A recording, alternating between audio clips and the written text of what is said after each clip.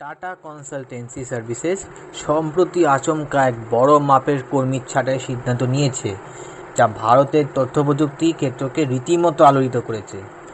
সংস্থার তরফ থেকে যদিও এই সিদ্ধান্তের পেছনে কোনো সরাসরি ব্যাখ্যা দেওয়া হয়নি, তবে অভ্যন্তরীণ সূত্র ও শিল্প বিশেষজ্ঞদের মতে এর মূল কারণ এআই এবং অটোমেশনের ক্রমবর্ধমান ব্যবহার। টিসিএস গত কয়েক বছর বড় অঙ্কের বিনিয়োগ করেছে এআই ও জেনারেটিভ টেকনোলজি উন্নয়নে। বিভিন্ন সেক্টর যেমন client support, software testing, recruitment প্রক্রিয়া কিংবা কোড রিভিউয়ের ক্ষেত্রে এখন অনেকটাই অটোমেটেড প্রক্রিয়া চালু হয়েছে। এইসব ক্ষেত্রেই আগের মতো বড় কর্মী বাহিনী আর প্রয়োজন পড়ছে না, ফলে কোম্পানি ধীরে ধীরে মানবশক্তির ওপর নির্ভরতা কমিয়ে ফেলছে। এই পরিবর্তনের প্রেক্ষিতে কর্মীদের ওপর বাড়ছে মানসিক ও পেশাগত চাপ। ছাঁটাই আশঙ্কায় বহু কর্মী এখন কর্মক্ষেত্রে নিরাপত্তাহীনতায় ভুগছেন।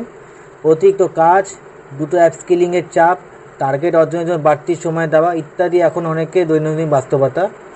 একাধিক কর্মী জানিয়েছেন, আগে যেখানে একটি টিমে 6 জন কাজ করতেন, এখন সেই কাজ 3 জনকে দিয়ে করানো হচ্ছে।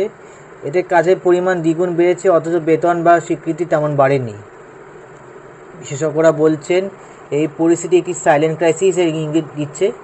কর্মীরা হয়তো সরাসরি প্রতিবাদ করছেন না, কিন্তু দীর্ঘমেয়াদে মানসিক অবসাদ, কর্মক্ষমতা হ্রাস এবং বার্ন আউটের মতো সমস্যায় ভুগতে পারেন। এছাড়াও নতুন কর্মীদের নিয়োগের ক্ষেত্রেও এখন কোম্পানি অনেক বেশি স্কিল ওরিয়েন্টেড হয়ে উঠেছে। পূর্বের মতো ক্যাম্পাস রিক্রুটমেন্ট বা মাস রিক্রুটমেন্ট আর আগের মতো হচ্ছে না, বরং যারা AI, machine learning, cloud, cyber সিকিউরিটির মতো হাই ডিমান্ড স্কিলে পারদর্শী তারাই গুরুত্ব পাচ্ছেন। এই পরিপ্রেক্ষিতে প্রশ্ন জাগে, টিসিএসের এই ছাঁটাই কি নিছকই খরচ বাঁচানো কৌশল, নাকি এটা আসলে প্রযুক্তি নির্ভর ভবিষ্যতে এক নিঃশব্দ যাত্রা?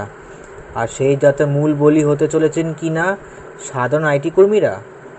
সময়ের সঙ্গে সঙ্গে উত্তর মিলবে, কিন্তু আপাতত এই পরিস্থিতি কর্মীদের জন্য এক অস্বস্তিকর বাস্তবতা, বই কিছুই নয়।